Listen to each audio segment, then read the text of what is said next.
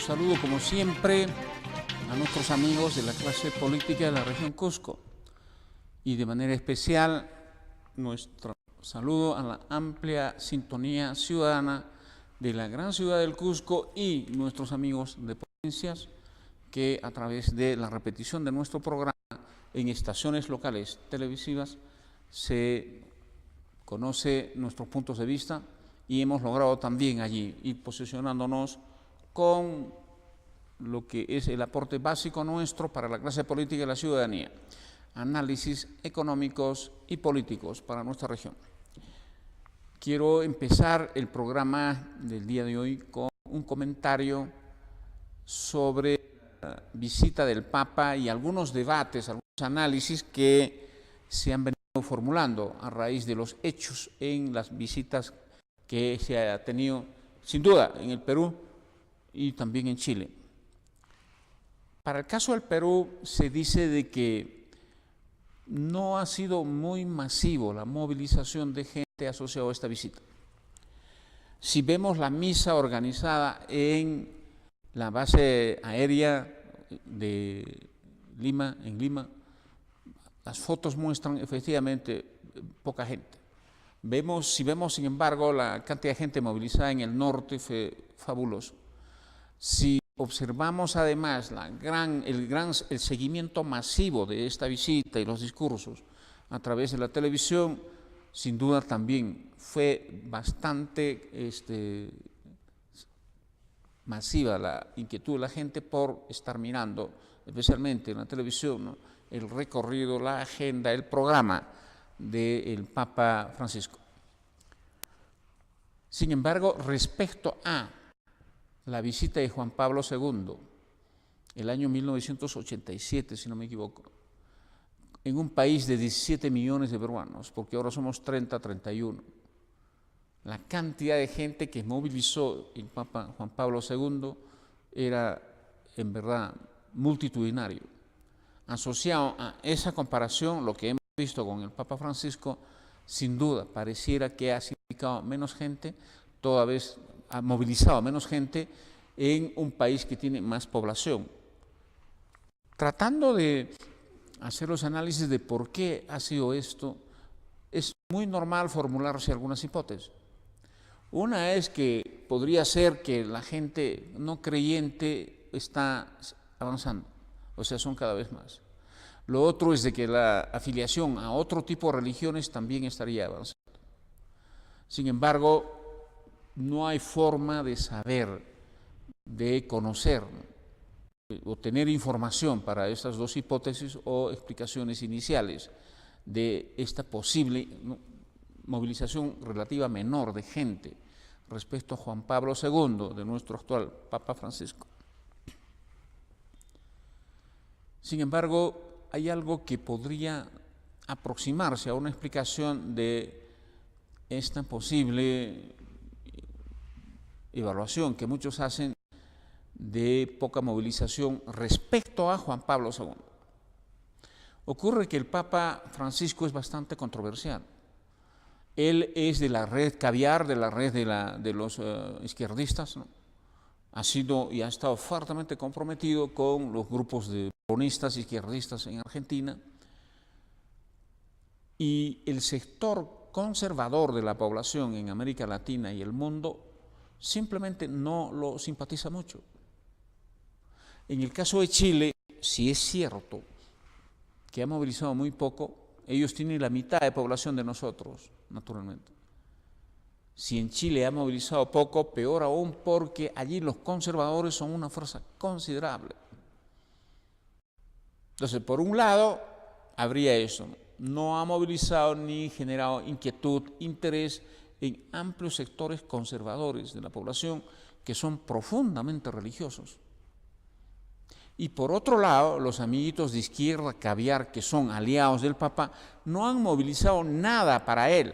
No han juntado gente, no han hecho, se podría decir, ¿no?, una actividad organizativa que demuestre pues de que ellos son amigos, ¿no?, de muchas de las ideas del Papa Francisco.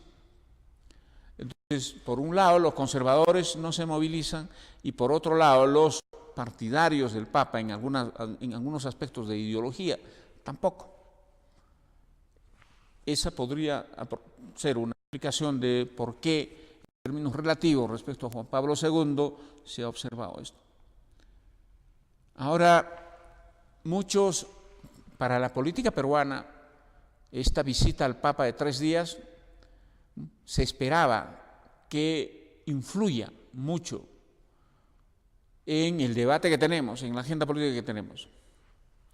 Primero, muchos creyeron que esta visita podría darle oxígeno, podría mejorar la imagen de Pedro Pablo Kuczynski, ¿no? Podría lograr que en la clase política haya una verdadera reconciliación, pero traduciéndose en una agenda, en compromisos. Nada de esto se ha cumplido. Se fue el Papa y la percepción ciudadana de Kuczynski no ha cambiado. Se fue el Papa y más allá del protocolo que tuvo el Papa en Palacio de Gobierno, donde han estado invitados todos los partidos políticos, esto no se ha traducido en ningún comunicado, en ningún compromiso. Se fue el Papa y vuelve, como es normal, la interacción política. Por lo tanto, lo que se creía iba a ser un aporte, un punto de inflexión, ¿no? Un fortalecimiento de la debilidad política, de la institucionalidad política que hay en el Perú, no tuvo los resultados esperados, no ocurrió lo que se creía. También algunos sectores creían que el Papa iba a venir a discrepar con el indulto al presidente Fujimori. Ese tema el Papa no lo ha tocado, en ningún momento se ha pronunciado sobre ese elemento, ese tema de nuestra política interna. En ese sentido, una derrota a sectores que creían que el Papa iba a venir a decir que eso está mal, que ese indulto no es correcto, entre otras cosas. El tema del indulto, sin duda, que es un aspecto de política interna muy intensa, ¿no? Me parece muy bien que el Papa no haya entrado a esos niveles de reflexión, ¿no? Ni aprobando ni desaprobando. Simplemente es un tema que lo ha obviado. Pero frente a la expectativa de declaraciones, publicaciones en diarios, ¿no?, antifujimoristas, ¿no?, de que el Papa venía a cuestionar, etc., no ha ocurrido. En ese sentido, una derrota a estos sectores y una consolidación, o al menos un visible respeto a una decisión soberana del gobierno peruano, en este caso el presidente Pedro Pablo Kuczynski, en base a las atribuciones constitucionales que tiene. En cuanto a una influencia de esta visita en la organización de nuestra iglesia, que la encargada de ver esto, pareciera que es bueno recordar, creo que es bueno recordar que no es cierto que el Estado peruano ha asumido todos los costos, no es cierto. En ningún país las visitas del Papa son asumidas por sus estados, no solo por el carácter laico, que también nuestra Constitución señala que el Estado y la Iglesia están separados, aun cuando hay un reconocimiento explícito de la gran importancia y cohesión interna que genera el cristianismo, la religión cristiana entre los peruanos. Por lo tanto, lo que es costumbre y obligación en la Iglesia Católica Mundial es de que ellos asumen los costos de visita, de protocolo, de desarrollo de sus actividades, ¿no?, de su máximo exponente, jefe o líder, en este caso el Papa. Y todo lo contrario, ha movilizado bastante turismo. Con una visita de 3 días, movilizar turismo significa que este país ha vendido más bienes y servicios, ha producido más bienes y servicios para gente adicional a las que normalmente se añaden a las que normalmente es la atención al mercado interno. Y esos tipos de beneficios sin duda sí son para la economía. Y vía los impuestos sí son para el Estado. Para el Estado. Esta mentira de creer que el Estado estaba destinando 37 millones de soles en algunos medios, de dólares en algunas declaraciones, simplemente era parte de una campaña, primero de sectores antirreligión, anticatólicos, y obviamente de sectores que ya están haciendo oposición al actual presidente Pedro Pablo Kuczynski.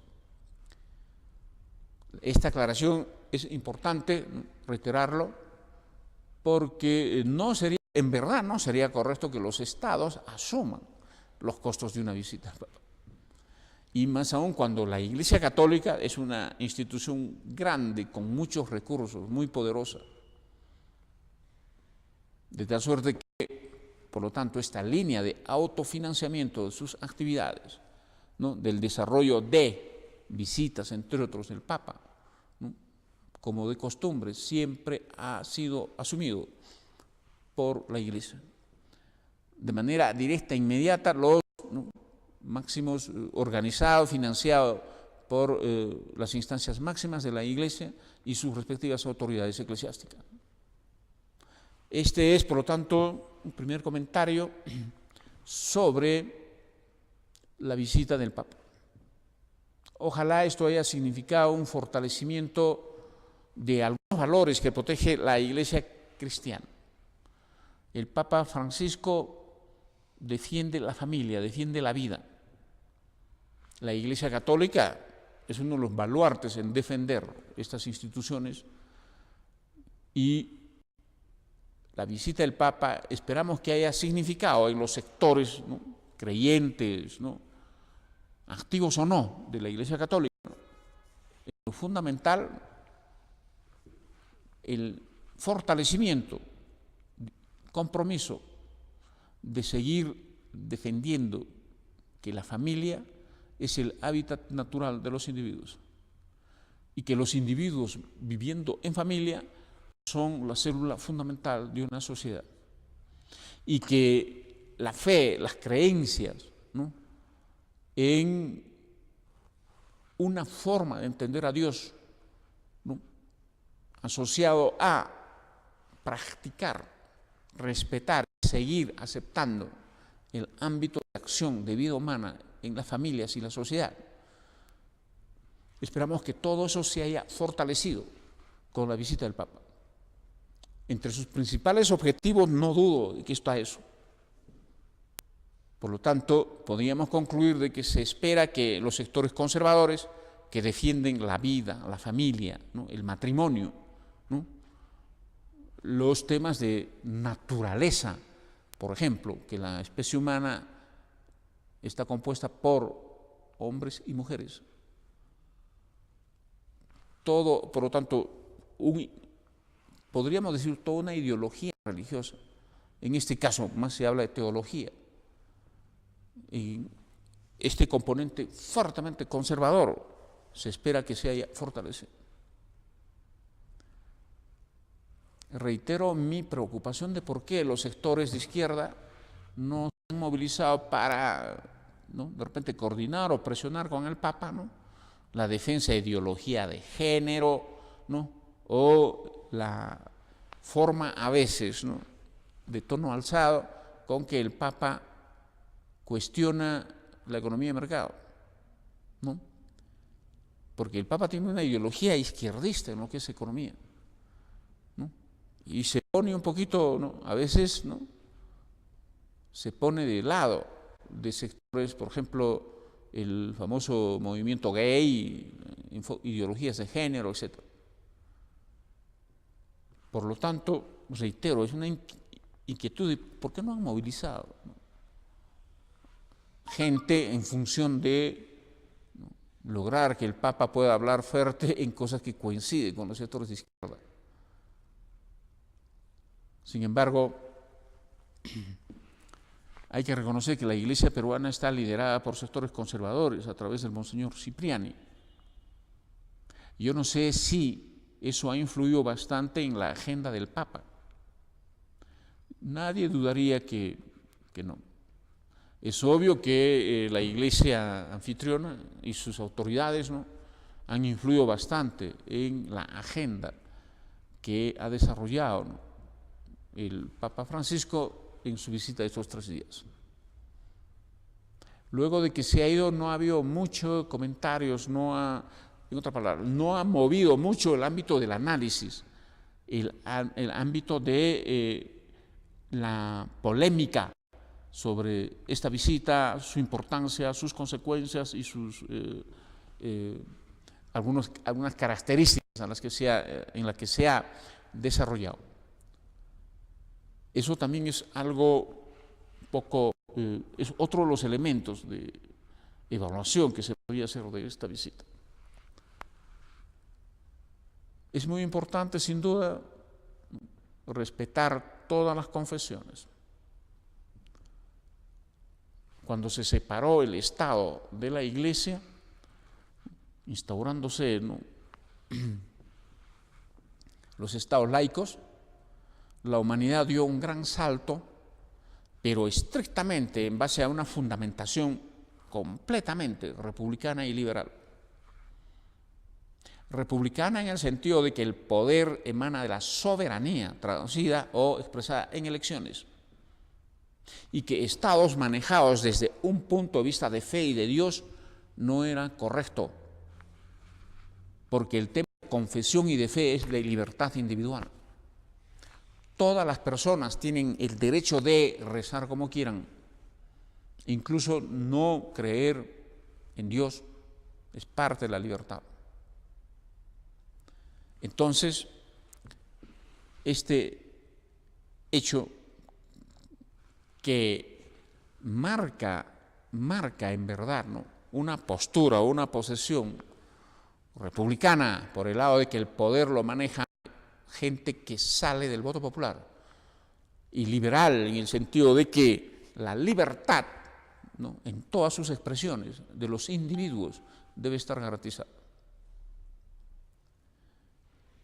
En este ámbito, ambos muy desarrollados de un Estado laico y de un ejercicio cada vez más amplio, más intensivo de la libertad de los individuos, ¿no?, podríamos explicar de que, ¿no?, una visita tan trascendental como la de un Papa no ha movido mayor comentario, mayor análisis entre sectores especialistas o entre los que influyen en la población a través de información y a través de formación, ¿no?, en distintas líneas de comprensión, líneas de interpretación, ¿no?, de hechos de trascendencia que involucran a la sociedad, que involucran principios y valores por proteger y defender. Este es, por lo tanto, un primer comentario que entrego sobre la visita de nuestro Papa. Algarabía para los cristianos, para los que se han movilizado, algo que tenemos que respetar. Soy uno de ellos en términos de, ¿no?, tener mi creencia y pertenecer pasivamente, ¿no?, a la Iglesia Católica.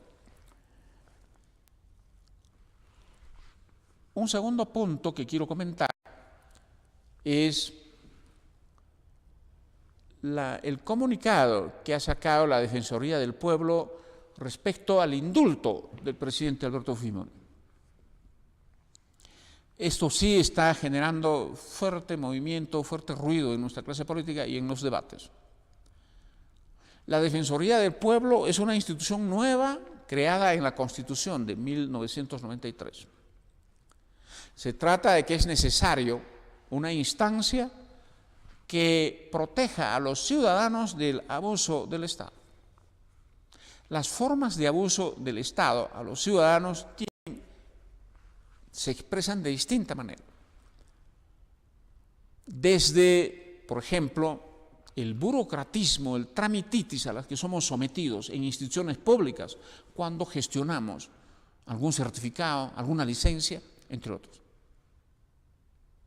Se trata también del exceso de abuso de altanería con que a veces los usuarios de los servicios públicos, ¿no?, son tratados por los que proveen esos servicios, que en términos de gestión pública son nuestros empleados.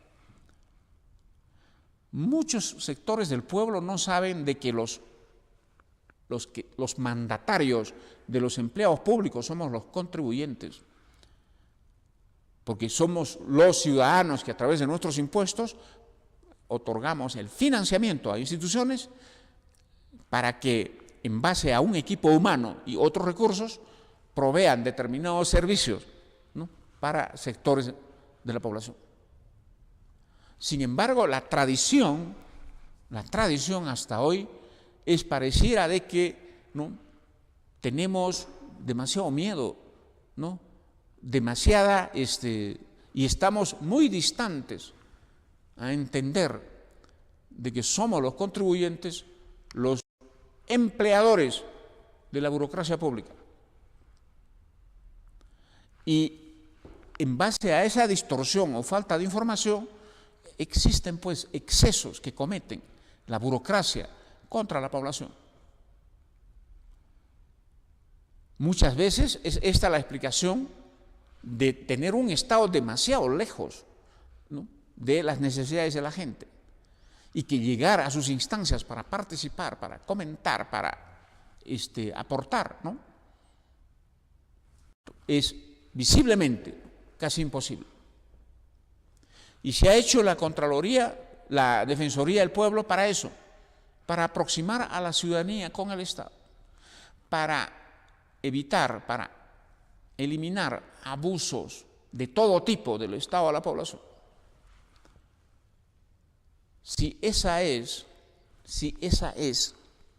la función básica de las defensorías, que ahora se han descentralizado, porque hay defensorías descentralizadas, por ejemplo, la Defensoría Universitaria. Un conjunto de sectores están pidiendo también defensorías para uno u otro sector, pero de manera centralizada, o sea, autónomos, ¿no?, en base a desarrollar su labor en las condiciones concretas de relación de los servicios públicos con los usuarios, con los vecinos, con los contribuyentes. En ese escenario que debemos entender la Contraloría, en la que no vemos un trabajo, no vemos que nos defiende, ¿cómo se puede entender esta actitud politizada de sacar un comunicado diciendo, ¿no?, que ese indulto está mal, que es revisable por los fueros internacionales, y lo peor, que Fujimori no debe hacer, que el presidente Alberto Fujimori no debe hacer política? Ha salido de manera nítida y a prácticamente poner la línea de debate y de crítica a esta actitud de la Defensoría Keiko Fujimori. Ha salido a defender el derecho de su padre a ejercer sus libertades civiles y políticas. Y que sin haber leído el expediente del indulto, la Defensoría ha criticado que esta tiene vicios, está mal, entre otros. Si asociado a un hecho político hay una documentación que no se conoce, ¿con qué información, con qué fuente la Defensoría del Pueblo dice que está mal? Eso es política. Y lo peor, lo que no podemos aceptar en un Estado democrático, republicano, donde primero está el individuo, después la sociedad y al final el Estado, porque ese es el orden en que en libertad, cuando hay sociedades democráticas, ¿no?, están organizadas la sociedad, el acuerdo social. ¿Cómo es posible que un organismo como la Defensoría del Pueblo trate de insinuar que son ellos los que nos deben dar autorización para hacer o no política? Que son ellos los que deben aceptar o no que la gente ejerza plenamente sus derechos civiles y políticos. O sea, este defensor del pueblo, como dicen muchos, se ha salido de su ámbito, de sus atribuciones. Parece un político renegado, izquierdista, caviar, ¿no? Porque ese tipo de declaraciones es exactamente el mismo de muchos sectores antifujimoristas que quieren que el presidente no haga política, no declare, no se meta.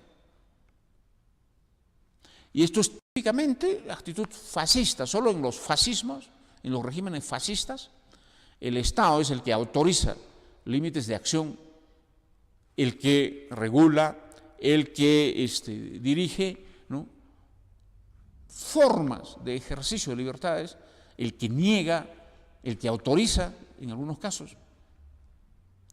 Pero estamos, por favor, en una república, estamos en una democracia. Las bases fundamentales de nuestra Constitución son profundamente liberales, de defensa de la persona humana y sus derechos civiles y políticos. Y una autoridad como el defensor del pueblo prácticamente o desconoce, se salió para tener actitudes, comunicados, declaraciones y amenazas, ¿no?, fascistas. Felizmente la población con esta ocasión se está formando. Hay hechos políticos en las sociedades que son gran ocasión para hacer pedagogía, para educar al pueblo. Y esta es una de ellas. En este país muchos terroristas que ya salieron porque les rebajaron las penas, los indultaron, ¿no?, encima los indemnizaron, están haciendo política, terroristas, gente que ha atentado contra el valor de la vida, la libertad, la propiedad privada en este país. Gente que se ha enfrentado justamente contra los valores que protege nuestra Constitución, y es obligación del Estado hacerla respetar. Un terrorista del MRTA como Yehudi Simons salió presidente regional de Lambayeque, primer ministro de Alan García, o sea, intensa actividad política. Es líder de un partido político y un presidente que nos salvó justamente del terrorismo, de la destrucción, del hambre y la miseria, del control de precios, del estatismo. Él va a ser prohibido de hablar, de declarar, de hacer política. Solo alguien con una convicción pro-terrorista podría tomar esa actitud, porque al presidente Fujimori, estos sectores que han sido derrotados y puestos en su sitio en defensa de la libertad y la sociedad lo odian. Y solo estos en el poder harían eso, además de reprimir de otra manera. No es para poco lo que ha hecho la Defensoría y este defensor. Sin duda es un personaje oscuro, ¿no?, medio payaso, ¿no?, hartamente controversial, con un bajo nivel de coeficiente intelectual, poco conocido en el mundo del debate de las ideas. De personajes como ese se puede esperar de todo, pero que se salga de su ámbito, sus funciones y del ámbito constitucional en que vivimos, ¿no?, preocupa. Yo no sé si esto ha de ser pasible de algunas observaciones, de algunas reformas o incluso de algunas investigaciones, porque averiguando quiénes son sus asesores con sueldos de 10, 14 mil soles, son del montón caviar que solo sabe odiar, ¿no es cierto? Entonces no podemos otra vez descubrir una institución con presencia, con ideología caviar, y que una institución que es de todos los peruanos lo empiezan a utilizar para odiar a algunos, para enfrentarnos entre peruanos. Lo que ya habíamos observado, por favor, en la Fiscalía y el Poder Judicial, no parecen autónomos, tienen preferencias, tienen prioridades. A sus amiguitos corruptos, corruptazos, no los tocan, pero a sus enemigos sí. Han tardado en hacer, yo no sé, no hay nada contra Toledo. Comprobado los 3 millones de Susana Villarán, no hay nada contra ella. Y cuando algún fulano dice, no, yo no he dado 6.000 soles para la campaña de Keiko, inmediatamente dicen, cárcel preventiva. ¿Qué tipo de justicia es eso? ¿Qué tipo de institución? ¿Qué tipo de separación de poderes es eso? Hoy más que nunca en la política peruana, gracias a la interacción, la fuerza, presencia de una labor del Congreso, ¿no?, estamos empezando a ver cosas que no se sabía. Y muchos de esos hay que utilizarlos cuando tenemos presencia en los medios de prensa para hacer pedagogía y explicarles. A veces un hecho determinado es el mejor escenario, es el mejor escenario para sentar lecciones, comprensiones en nuestra población sobre lo que es nuestras reglas de juego, nuestra Constitución y los buenos principios que deben ser los rectores en la organización del Estado, la interacción entre individuos en la sociedad y también la interacción entre el Estado y el pueblo. Por lo tanto, qué pena que tengamos este nivel de defensor, ¿no?, desubicado, fuera de foco, salido de su ámbito, irrespetuoso de sus atribuciones, desconocedor del mismo, con esa calidad de funcionarios, pobre Estado, pobre pueblo. Eso es pues lo que nos hace ver como países bananeros, ¿no?, países en descomposición. Y en esto no tiene nada que ver la Constitución, es todo lo contrario, es una transgresión de las mismas, es una inobservancia de las mismas. Sobre este tema de la Constitución y pedidos de sectores ultras que están haciendo eventos incluso acá en nuestra región, vamos a volver con, después de esta brevísima pausa, aquí en Poder y Desarrollo Regional.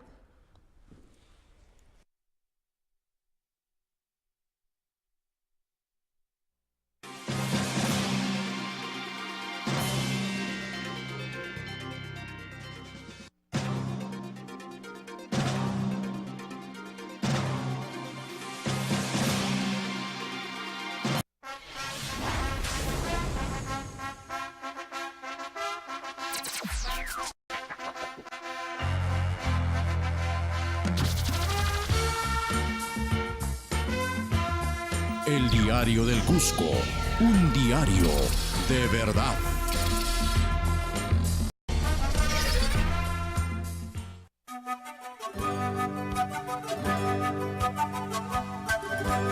En Machu Picchu, el Consorcio de Empresas de Servicios Turísticos, Concetur Machu Picchu, tiene el gran privilegio de trabajar contribuyendo de gran manera al desarrollo de la región Cusco y del país. Concetur Machu Picchu es un consorcio conformado por las empresas Huayna Picchu, Pachacútec, Tramusa, Tungi, Aguascalientes, Chasqui, Huilla y Huayna, Caipacha y Corimayo. Los accionistas y trabajadores de estas empresas son pobladores de Machu Picchu, quienes en base a esfuerzo y sacrificio están construyendo todos los días un futuro mejor para sus familias y contribuyendo al desarrollo del turismo.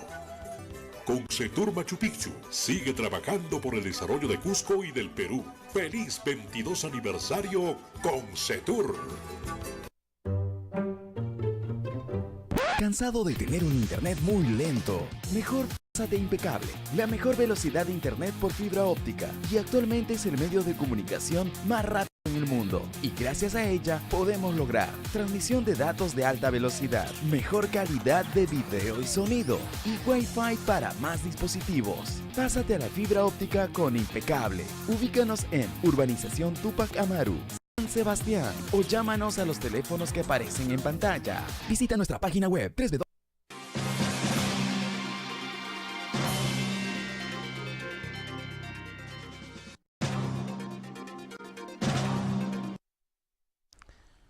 Todos estamos observando una dinámica, un periodo, una ofensiva de grupos de izquierda que incluso se están uniendo, pero bajo una bandera, bajo un lema y una promesa de pelear o tener una nueva constitución en el Perú.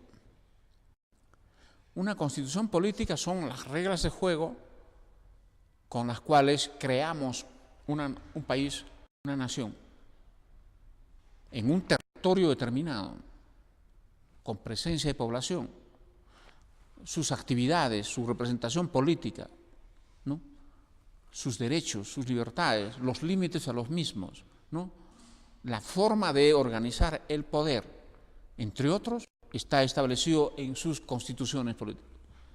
Son una especie de acuerdos fundacionales para formar un país.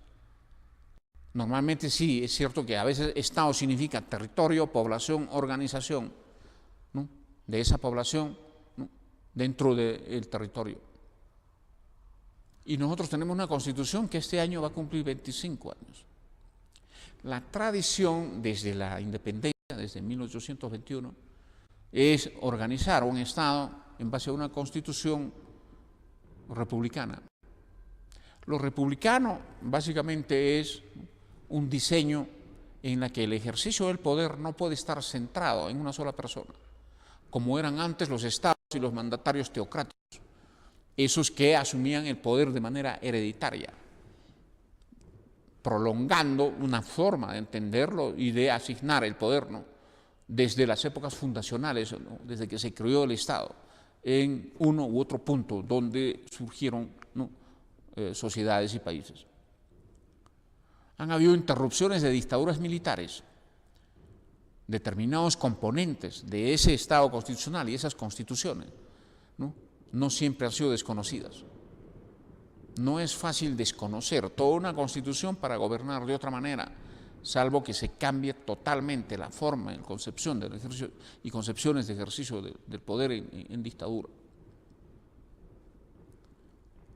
Otro componente, elemento de nuestra Constitución es su inspiración profundamente liberal en términos de organizar el poder y la convivencia, poniendo en el centro y primero al individuo, luego la suma de estos, la sociedad, y luego recién al final el Estado.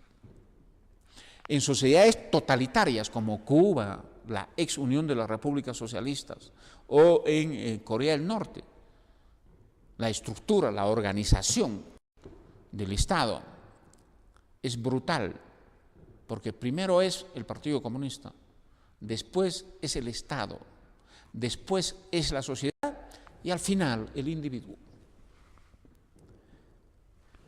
En un ordenamiento constitucional de la convivencia en base al respeto y poniendo como centro a la persona humana, el Estado rápidamente se convierte en un Estado servidor que debe ser útil para todos, para defender a la persona y sus redes en las que vive, su familia, las empresas, los distritos, las provincias, las sociedades. Pero allí donde las reglas de juego para organizar la convivencia son dictatoriales, totalitarios, ¿no?, el Estado simplemente es el amo y los individuos son los oprimidos, porque el Estado dispone de ellos como de las cosas, les quita libertades. Esa es en concreto una primera aproximación de cómo se organizan, qué son las constituciones en términos de reglas de juego, de organización, de la convivencia, el trabajo, ¿no?, el poder, ¿no?, y dentro del poder, ¿no?, la justicia, ¿no?, la forma de hacer las normas y, sin duda, ¿no?, aparatos y recursos para llevar adelante atribuciones del Estado. La Constitución actual de 1993 cumple 25 años, este 2018. La duración más larga de otras constituciones que hemos tenido en estos 197 años de vida republicana. ¿Y por qué dura tanto esta Constitución? Porque justamente su espíritu, su contenido, las normas que han de regular nuestra convivencia son compatibles con la libertad de las personas, con la naturaleza humana. Y que desplegando, garantizando y potenciando la capacidad creadora de personas libres, ¿no?, tenemos como resultado un país que progresa, un país que reduce la pobreza, un país que mejora la capacidad productiva, un país que mejora la convivencia entre sus habitantes. Pueden haber defecciones de ciertos poderes públicos y sus atribuciones.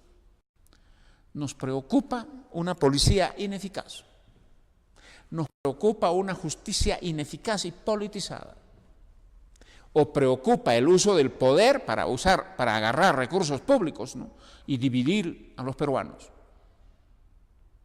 O sea, el error está en los funcionarios, en la clase política, que están prácticamente extorsionando, dejando de cumplir las normas y las reglas de juego de nuestra Constitución.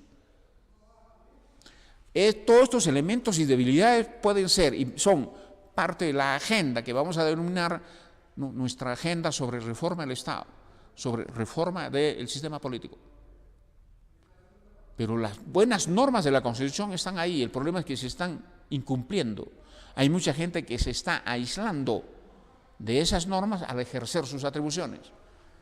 O en otras palabras, están distorsionando sus atribuciones, sus actividades, saliendo y distanciándose cada vez mejor de las correctas normas que tenemos en la Constitución. ¿Qué problema que tenemos puede ser atribuido a la Constitución actual? El tema de la policía es un asunto de corrupción y pésimo diseño en la formación y captación y gestión de recursos humanos en la policía. Resultado de una politización de los mandos que deben estar, ¿no?, dirigiéndolos, y que desde el Ministerio del Interior, ¿no?, baja hacia estructuras burocráticas, ¿no?, un poquito argolleras, a veces mafiosa y también muchas veces politizada. Los problemas de falta de justicia, que no hay eficacia, no hay un real trabajo de una justicia independiente, de una justicia transparente, que sea quien fuere el que transgrede y que comete el delito, ¿no?, debe ser sometido a las normas, a la ley, a la rigurosidad de los castigos. Pero acá no tenemos eso. Nuestra Constitución tiene ese esquema de una justicia independiente y ciega. El rico que mata, adentro; pobre que mata, adentro. Acá, sin embargo, tenemos una pésima tradición, ¿no?, de una justicia fuertemente proclive a los poderes, ¿no? Entró un gobierno, ayuda, hace cosas asociadas a la política de ese gobierno. Entra otro, hace lo mismo, entra otro, hace lo mismo. No hay independencia. Hay corrupción dentro de un gobierno, no hace nada, no pasa nada. Tiene que haber un cambio de gobierno para ver, con presión popular del otro poder público como el Congreso, para ver que deben investigar. Y eso es debido a, todavía no tenemos en el país una forma correcta de formar y captar jueces. Este tema de concursos directamente, ¿no?, vinculados a un jurado, ¿no?, y una proliferación de vocales, jueces suplentes se llaman, es la línea de trabajo con que se forman, ¿no?, los juzgados, las fiscalías, entre otros. Así como hoy tenemos una ley de la carrera magisterial meritocrática, necesitamos una norma integral para también regular la meritocracia en el ingreso a las magistraturas, a ser jueces vocales en nuestro Poder Judicial y a ser también fiscales, ¿no?, superiores y supremos en el Ministerio Público.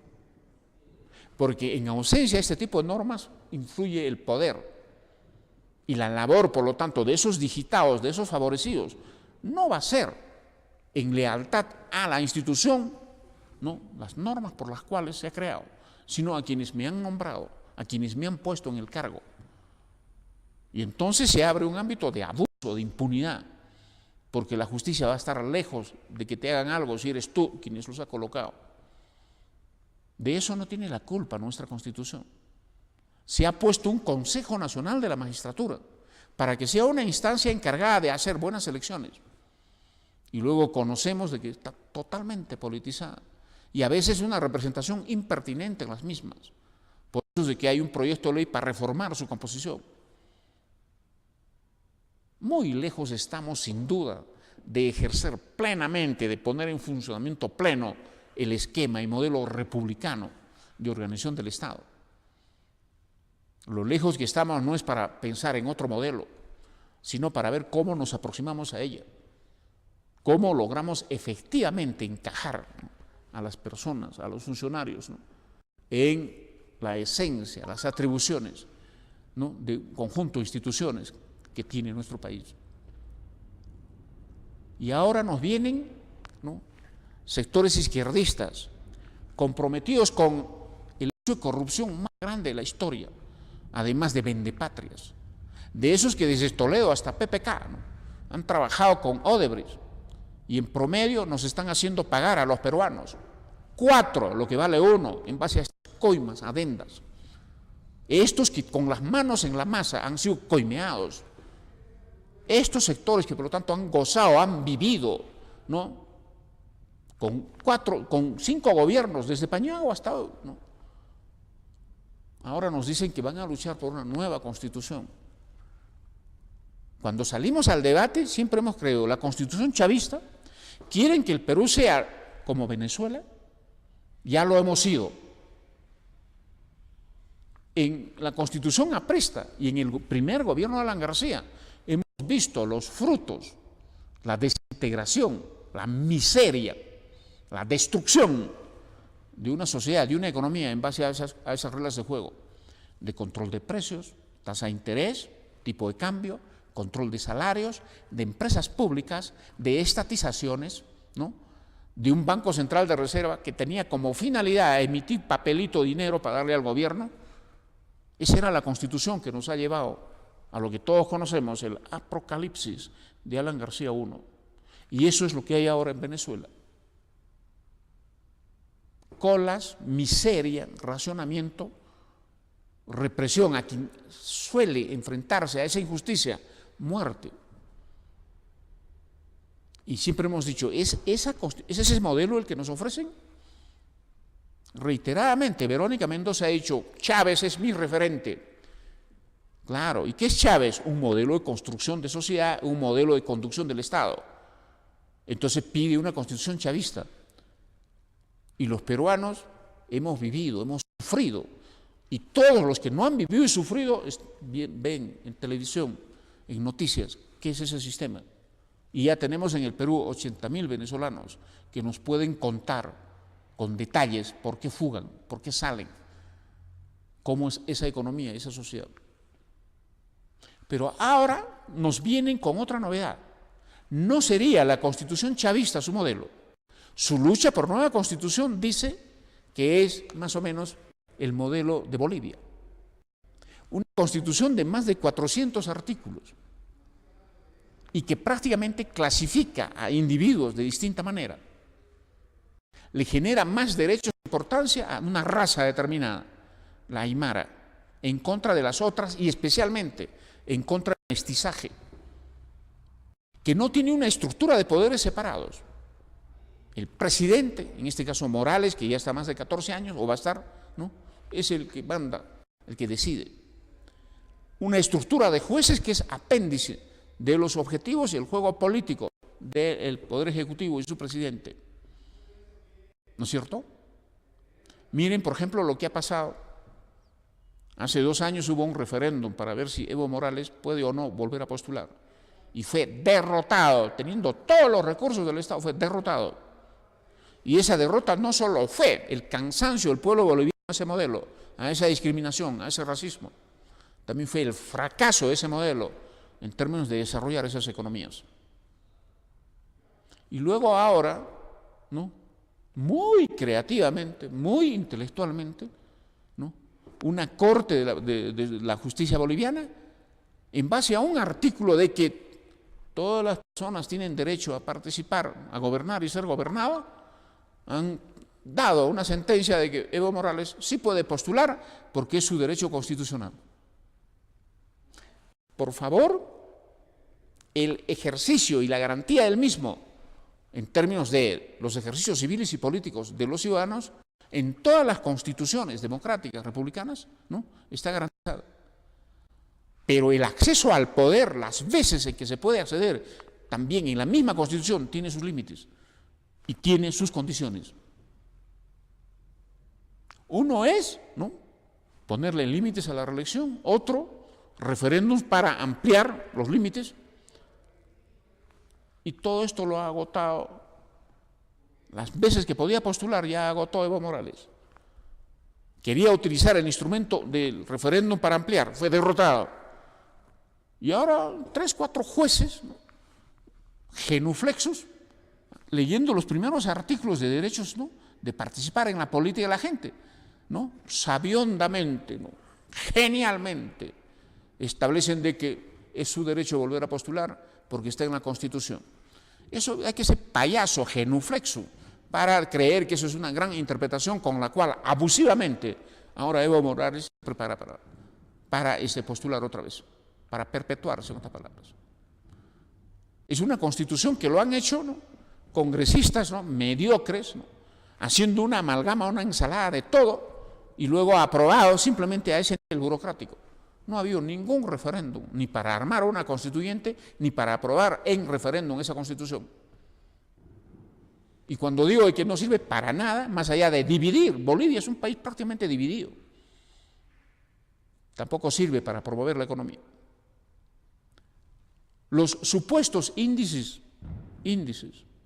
superiores de crecimiento al Perú de Bolivia es básicamente la venta de su gas, o sea, recursos naturales, minerales, y gracias a los buenos precios que había y ahora se están levantando otra vez. Pero que a medida que tengan más inversión en industria, más inversión en servicios, que ha mejorado su red financiera, transporte, no es cierto. No es cierto. Y los índices un poquito menores, en medio punto, que tiene el Perú, es el sabotaje que hacen acá estos seguidores del izquierdismo. Porque si Conga no estuviera paralizado, es mínimo un aporte de 1.5% al PBI cada año. Si Tía María no estuviera paralizado, es mínimo un aporte de medio punto al PBI.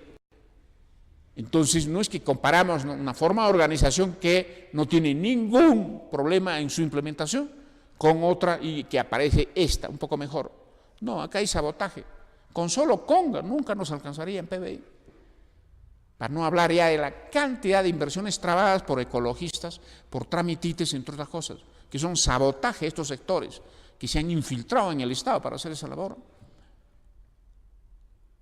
Discúlpenme, pero los que conocemos Bolivia, Bolivia más o menos se parece a Puno, ¿no es cierto?, donde tenemos sin duda compatriotas y mayoritariamente una raza, algunos idiomas. El Perú no es pues Puno, el Perú es mucho más desarrollado. El Perú tiene condiciones mayores para vivir en libertad y condiciones mayores para respetar a todos como iguales. Cuando se dice, ¿no?, que hay una raza histórica, una raza primigenia, y luego se insinúa mayores derechos que el resto, está usted haciendo racismo. En el Perú no queremos eso. Y aun cuando hay racismo en la vida cotidiana, en el interaccionar de personas, tenemos, y se ha empezado a combatirlos, a decirle que no puede ser así. ¿Y por qué? Porque tenemos una norma en la que todos debemos considerarnos iguales, sin ningún tipo de discriminación por razones de raza, lenguaje, cultura, economía, religión. Voy a empezar a priorizar en mis programas el profundo análisis, la profunda riqueza de libertad, de progreso, ¿no?, de creación de riqueza, de construcción de amistad, de identidad que permite nuestra Constitución. Y voy a empezar también a comparar, ¿no?, un mamarracho que impide, ¿no?, una adecuada amalgama de institucionalidad, de identidad, de poner a todos como iguales ante la ley. Voy a también comparar por qué es necesario poner límites al poder. Y quiero terminar en este tema de los límites al poder, ¿no? Cuando Fujimori quería reelegirse por tercera vez, ¿no?, qué manera de hablar de dictadura, ¿no?, de reelección. Y los eternos hermanos Chávez, que ya van a 60 años, ¿no?, a 70 años la parte en el poder, ¿qué es eso? Maduro, primero Chávez y luego Maduro, están en reelección. ¿Qué dicen de eso? Y ahora de Morales Bermúdez, que quiere ir por cuarta vez y luego perenizarse. ¿Qué dicen de eso? No tienen ustedes, amiguitos de izquierda, que no tienen ninguna autoridad moral de democracia, de libertad.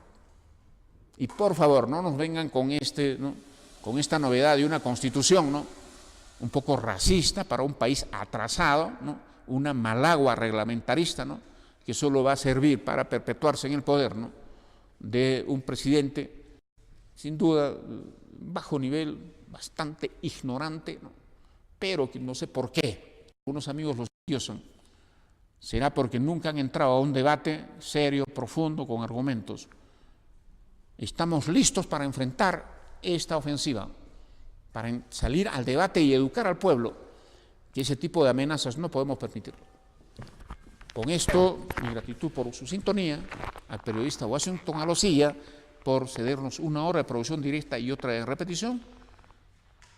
Y llevamos a 9 años. El próximo mes de marzo cumplimos 9 años.